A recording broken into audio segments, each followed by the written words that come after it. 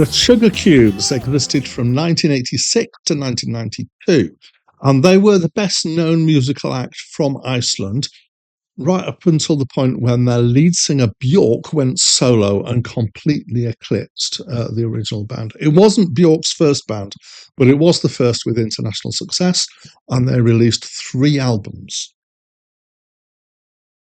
Hi, my name's Dan, and this is a review of the album Life's Too Good by the Sugarcubes, which was released in 1988 and was their first album. It's my first time listening to this album, but I do know of the Sugarcubes. I even encountered them back in the day. So they featured on the UK music show The Tube. This was just as they were starting to break through internationally. And they had a video made just down the road from me here at Whitley Bay, which was because the Tube was recorded in Newcastle upon Tyne. They didn't have a video, so they basically, the production crew just took them out and videoed them on the beach. So I would describe this album as pop rock, apparently deliberately, ironically so. So they deliberately formed a band that has more kind of bubble poppy than previous stuff that some of their members have been involved in. So it does have this form and feel of kind of being pop rock, bubble pop, but it's got some pretty dark lyrics at times. Musically, it's very competent, I'd say, and mostly poppy. Apart from maybe the last track, Take Some Petrol, Darling, which is musically quite odd.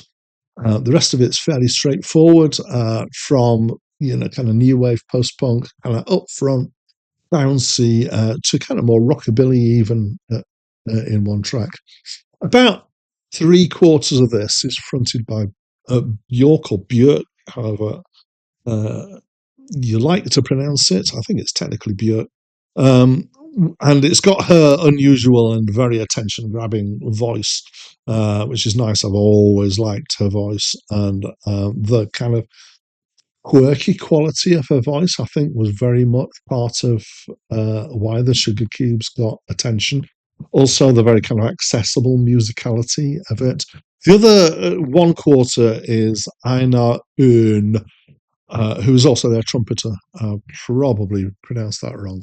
The vocals are in English, so that also makes it more accessible. And as I said, the lyrics are weird at times. When they're understandable, they're generally quite dark, like Motor Crash, which is a song about a girl who enjoys riding her bike to go and look at car crash sites. At least one song seems to be suggestive of abuse. Sick for Toys is about obsession. It's just, yeah, there's a kind of weird dark humor undercurrent here going on, all delivered with an irony to it, which makes it kind of interesting. So it's an unusual and engaging album. I'd say the poppiness of it masks the stuff that's underneath, but it's only a thin mask. As soon as you start actually listening and taking in the words, you realise there's something darker going on here.